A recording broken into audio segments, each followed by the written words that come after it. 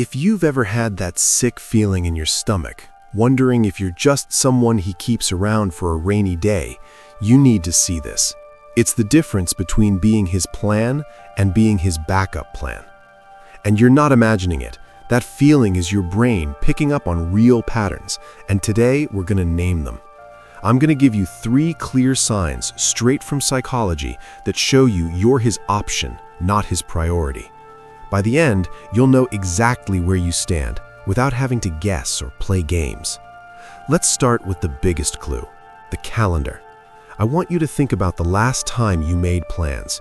Did he text you on a Tuesday to ask about your Saturday? Or did you get a text on Saturday at 7 p.m. asking what you're up to tonight? This is what psychologists call temporal investment.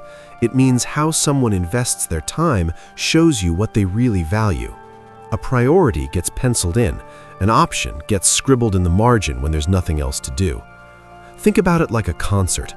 If you love a band, you buy tickets months ahead. You don't just show up at the door hoping for a seat. So if you're only getting last-minute "you free" texts, you're not the main event, you're the leftover ticket. But it gets more clear with the second sign, the secret relationship. How many of his friends have you actually met?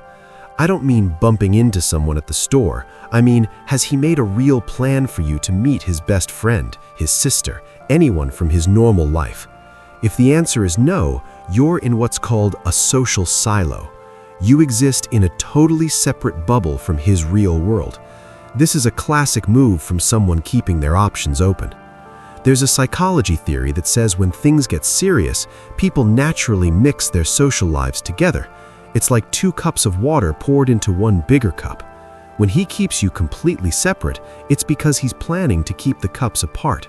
It's much easier to walk away from someone who isn't connected to any other part of your life. No friends will ask about you. No family will wonder where you went. If you're a secret from his world, it's because in his mind, you're temporary. The third sign is the trickiest because it feels good at first, but it's actually the most dangerous. It's the emotional sponge. Here's what this looks like.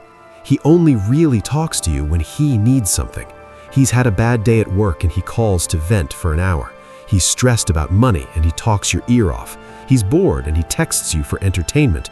You give great advice. You're a good listener. You make him feel better.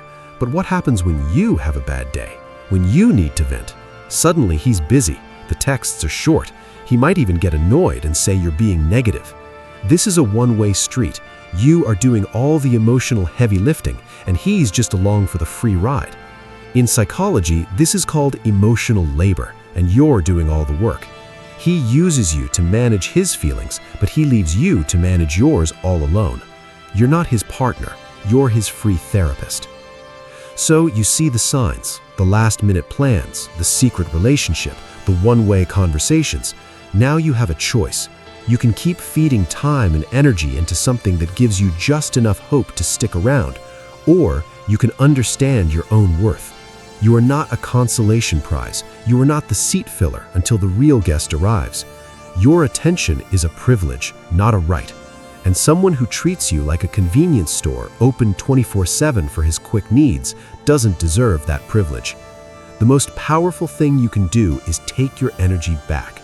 When you do that, you'll see very quickly who was benefiting from your light and who actually valued it. If you're ready to see what it looks like when a man actually makes you a priority, watch this next.